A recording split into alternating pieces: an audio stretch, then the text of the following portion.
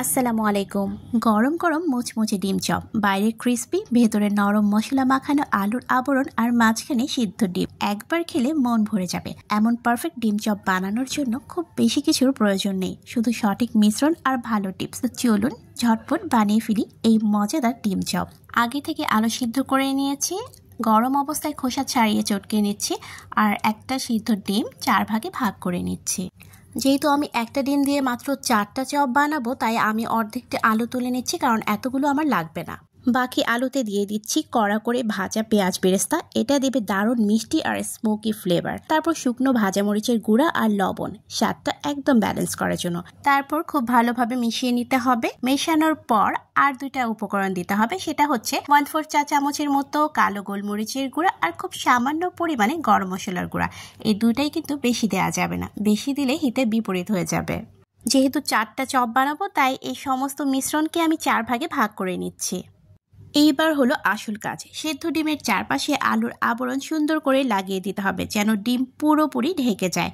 হাতে একটু তেল বা পানি লাগিয়ে নিলে গায়ে ভালোভাবে বসবে। তবে আমার কোনো তেল লাগছে না, কারণ আমি গরম অবস্থায় আলুটাকে চটকে নিয়েছি, তাই এখানে হাতে লেগে যাওয়ার যে সম্ভাবনা সেটা আর হয়নি। একই পদ্ধতিতে আমি 4টা চপ বানিয়ে নিয়েছি। ভিডিওতে একটু লক্ষ্য করে দেখুন আমি কিভাবে চেপে চেপে ঘুরিয়ে ঘুরিয়ে চপটা বানিয়ে নিচ্ছি। এটা একটু মসৃণ হতে হবে, যেন এবড়ো থেবড়ো না থাকে। সবগুলো চপ তৈরি হয়ে গেলে ট্রেতে সাজিয়ে রাখছি, এতে আকার ঠিক থাকবে। একসাথে এক গাদা করে রাখা যাবে না, তাহলে শেপটা নষ্ট হয়ে যাবে। চপগুলো সুন্দরভাবে ট্রেতে সেট হয়ে গেছে। এবার ব্যাটারের পালা। হালকা ঘন ময়দার ব্যাটার তৈরি করছি, যাতে কোটিং ভালো হয় কিন্তু বেশি ভারী না লাগে। 2 টেবিল চামচ ময়দার সাথে সামান্য একটু পানি মিলিয়ে ব্যাটারটা তৈরি করে নিলাম। এবার ব্রেড ক্রাম্বে গড়ানোর পালা।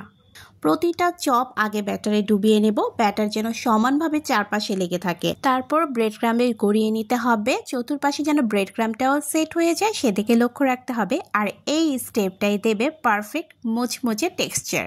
ব্রেড ক্রাম্বে গড়ানো শেষ হলে ফ্রিজের নর্মাল চেম্বারে সেট হওয়ার জন্য রাখতে হবে 10 মিনিটের মতো।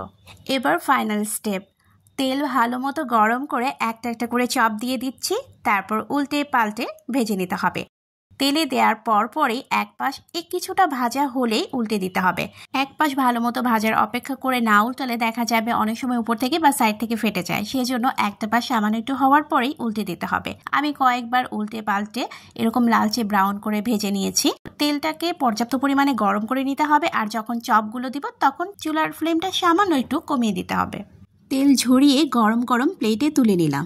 বাহ, এই ডিম চপ একদম পারফেক্ট হয়েছে। মোচমোচে বাইরের লেয়ার, ভেতরে নরম আলুর আবরণ আর মাঝখানে আসল চমক। এটা খেয়ে বুঝতে পারলাম এইটাই আমার বানানো সব ডিম চপের সেরা। একবার বানিয়ে দেখুন, সবার মন জয় করে নেবেন। এতক্ষণ সাথে থাকার জন্য অসংখ্য ধন্যবাদ। আজ বিদায় নিচ্ছি। আল্লাহ হাফিজ।